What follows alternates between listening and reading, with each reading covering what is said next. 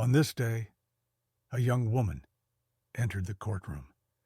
She was the daughter of a powerful politician. She carried herself with the confidence of influence, the entitlement of connections. She believed her father's position entitled her to special treatment. She believed political power would shield her from accountability. She believed justice would bend for influence. From the moment she stood before me, her demeanor spoke louder than her words. She dismissed the seriousness of the charge. She minimized the violation. She carried herself as though the courtroom was beneath her, as though the law was an inconvenience meant for others, not for her. But justice does not bend. Justice does not bow. Justice does not sell itself to the highest bidder. I listened carefully. I weighed her words. I observed her demeanor, and I saw arrogance born of power. I saw entitlement that believed influence was stronger than fairness. I saw ego that believed status was stronger than accountability. That illusion had to be shattered, because justice is not for sale. Justice is not negotiable. Justice is not selective. Justice is equal for all. The charge was clear. The violation was undeniable. But the attitude demanded attention. Arrogance in the courtroom is dangerous. Arrogance tells the world that fairness can be bought. Arrogance tells the world that accountability can be avoided. Arrogance tells the world that justice is weak. And arrogance, unchecked, destroys the very foundation of society. That is why I spoke firmly. That is why I imposed penalties. That is why I reminded her and everyone listening that justice is not negotiable, because justice without equality is meaningless. Justice without fairness is hollow. Justice without accountability is corrupt. To the politician's daughter, I said this: your father's power does not protect you. Your privilege does not excuse you. Your arrogance does not intimidate me. In this courtroom, you are not defined by your family's influence. You are defined by your actions, and your actions demand accountability. Justice is not about humiliation. It is about truth. Justice is not about cruelty. It is about fairness. Justice is not about favoritism. It is about equality. And justice is not about the past. It is about the present. Today, the present demanded accountability. Today, the present demanded humility. Today, the present demanded justice. When you flaunt privilege in this courtroom, you insult the very principle of fairness. You insult the citizens who trust the law to protect them. You insult the families who believe justice is equal. You insult the integrity of the system. And that insult cannot go unanswered. Power may buy influence.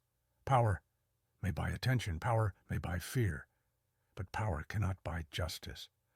Justice is earned through respect, through humility, through accountability.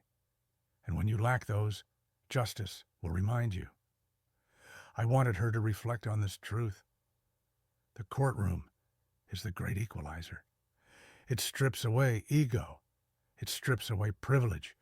It strips away arrogance. And it leaves only the truth of your actions, the truth of your responsibility, the truth of justice. Justice is not about who you are. It is about what you did. And what you did demands consequences. The fine was imposed, the record reflected the violation, and the lesson was clear. Justice is equal for all. But the true punishment was not the fine. It was the realization that power does not protect you. It was the understanding that privilege does not excuse you. It was the lesson that justice is stronger than arrogance. That is the truth. That is the lesson. And that is justice. Justice is not complete until accountability is enforced. Words alone cannot restore fairness. Principles alone cannot protect society. Justice requires action, and that action must be equal for all. When the politician's daughter stood before me, her expectation was clear. She believed her father's influence would soften the consequences. She believed privilege would bend the law. She believed power would silence accountability. But justice is not for sale. Justice does not bow to influence. Justice does not bend for privilege. I imposed the penalty. The fine was set. The record reflected the violation, and in that moment her confidence faltered. The arrogance that carried her into the courtroom began to crumble. She realized that her father's power could not shield her. She realized that privilege could not excuse her. She realized that justice was stronger than arrogance. That realization was the true punishment. Not the fine, not the record, not the penalty, but the understanding that influence does not protect you. The understanding that privilege does not excuse you. The understanding that justice is equal for all. Punishment is not just about the individual. It is about the community. When justice is enforced, it reassures citizens that fairness is defended. It reassures families that privilege does not outweigh accountability. It reassures society that arrogance cannot corrupt the law. Power may buy attention in the world outside. Power may buy influence in certain circles. Power may buy fear in some systems. But in this courtroom, power buys nothing. Here, the scales of justice are balanced. They do not tip for titles. They do not tip for privilege. They do not tip for arrogance. They weigh actions, and they deliver consequences. To the politician's daughter, I said this: your father's position does not protect you. Your privilege does not excuse you.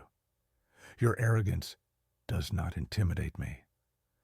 In this courtroom, you are not defined by your family's influence. You are defined by your actions, and your actions demand accountability. To the citizens listening, I say this: do not be deceived by arrogance. Do not be discouraged by privilege. Do not be silenced by power. Justice is on your side. Justice is your right. Justice is your protection. To the families listening, I say this: your trust is sacred. Your safety is paramount. And this courtroom will always defend that trust. No wealth, no privilege, no arrogance will ever outweigh the safety of your community. Punishment is not the end of the lesson. It is the beginning of reflection. When you pay the fine, when you accept the penalty, you are reminded of the weight of your actions. You're reminded that arrogance has a cost.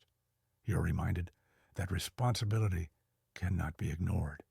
Reflection is the true lesson. Reflection is where humility is born. Reflection is where accountability becomes wisdom. Reflection is where justice transforms from punishment into growth. I wanted her to reflect on this truth. Justice is not about humiliation. It is about fairness. Justice is not about cruelty. It is about equality. Justice is not about favoritism. It is about accountability. Influence may buy silence in some places. Influence may buy protection in some systems. Influence may buy fear in some circles. But influence cannot buy justice. Justice is stronger than arrogance. Justice is greater than privilege. Justice is equal for all. That is why punishment is necessary. Not out of vengeance, not out of cruelty, but out of responsibility. Punishment is the reminder that actions have consequences. Punishment is the safeguard that ensures the law is respected. Punishment is the lesson that arrogance cannot erase accountability. And the greatest punishment is not the fine. It is not the record. It is not the penalty. The greatest punishment is the realization that power does not protect you. The greatest punishment is the understanding that privilege does not excuse you. The greatest punishment is the lesson that justice is equal for all. That is the lesson, that is the truth, and that is justice. Justice does not live in the shadow of power. Justice does not bow to influence. Justice does not surrender to arrogance.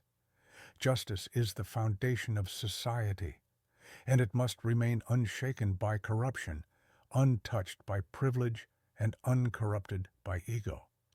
In this courtroom, the scales of justice are balanced. They do not tip for titles. They do not tip for family connections.